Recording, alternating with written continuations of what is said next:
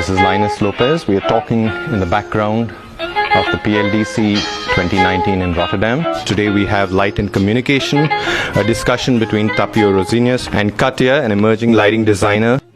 What could it mean when light communicates? So this sort of slightly like definitions. So if we say that, you know, if you build a large LED TV screen, then is that light communicating, or is that actually media communicating? The content behind it as well. Exactly. Yeah. And whereas then if you boil it down to in steps, in terms of down in resolution, to maybe a lower kind of abstraction of pixelated technologies and things like this, all the way down to, let's say, a street lighting, or some kind of a floodlight of a building, or any other even personal light in an urban context, then how does that light communicate? Because it's no more direct media. Media, yes, yeah. And because the light is so strong, visually speaking, it has that power to really affect. So if I, right now, would go to the center of Barcelona and all the street lighting in Rambla would suddenly change to a block of red, block of yellow and block of red, that city would go up in flames. Yeah. Because that would become a political statement, exactly. It will communicate like... it would communicate aggression. Aggression, yeah. In an urban context. From my research that I was developing for light as a medium to enhance communication in urban spaces, but by focusing on sociopolitical, environmental and health issues, I realized that light has a strong feeling to actually make people excited and grab their attention. Mm-hmm. And then it's on the designer that is gonna, or the designer or the municipality or whoever is behind the actual commission of an installation or behind the project, who decides what is the message and what should be the message. Well, that's a very important question. Who becomes the author, let's say, or the curator? My argument would be that a designer or lighting designer is extremely well positioned to take the role of that authorship, but of course they need to collaborate. Yeah, have a pretty good understanding of at least how to find the stakeholders and then how to communicate with the stakeholders. I think the context is really crucial, because I was thinking as well, like an installation, let's imagine like a lighting installation that we want to communicate any kind of message. How this message could be visible in Times Square, where light is like considered as visual noise sometimes, you know, like full of colorful advertisements. How can we create something as designers that can be impactful and give a message? We just turn everything off. It's the opposite of attracting attention. So I would like to help you and people, crowds, through peripheral vision. Yeah. Where I don't demand your attention at all. I don't want you to think about what I'm doing at all. I'm just suggesting that the light, and nudging you in a helpful manner.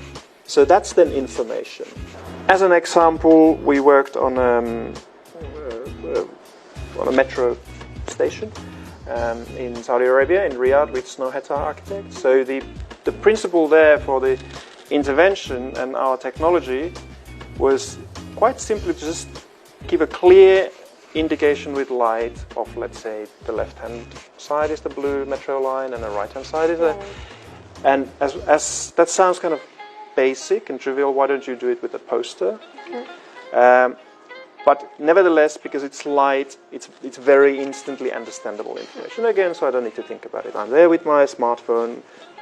I walk into the space and I know instantly, I just know where I'm going. So I'm doing something completely different. But then, additionally, I feel that there's a faster movement, which has a certain kind of directionality to it.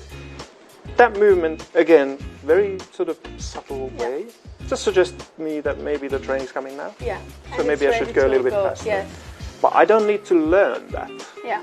I don't need to make a thinking process about it. So that's an easy example, but to achieve that, you still need a fair amount of digital infrastructure, sensing, scheduling, understanding of that. So the system needs to understand the environment to allow that to happen. So this is ambient communication. This is peripheral. Peripheral communication. Exactly.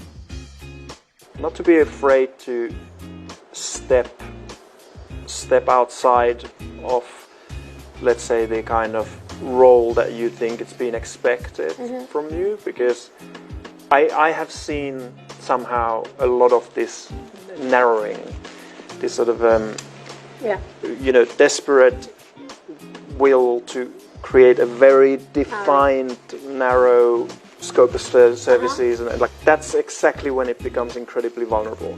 For younger designers like yourself, it's like don't limit yourself. Like call yourself what you like, but do this and do this and do it. Grab a bigger thing, because that begins to lead you somewhere that the client most likely will give a lot of value. And are you talking about skills as well, like collaborations with different kind of disciplines, but also the skills that as designers we are building? What do you mean? Skills are always good and also important, but I think it's even more important is just approach. Okay. Right? Yeah. So to be open to. Yeah, because skills you can sort of procure. So you can hire someone who can do this really well, and someone who can do this. And you can be the leader, you can be the author, but behind you there's a team. A team, yeah. Always but a team. You are building together as a puzzle, let's say, in order to go ahead.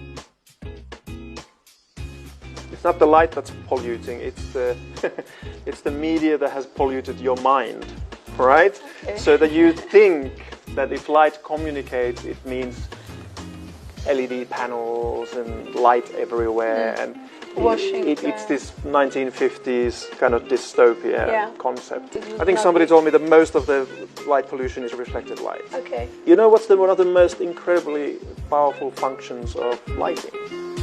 So it can be switched off. Yes. Like you can't switch architecture off.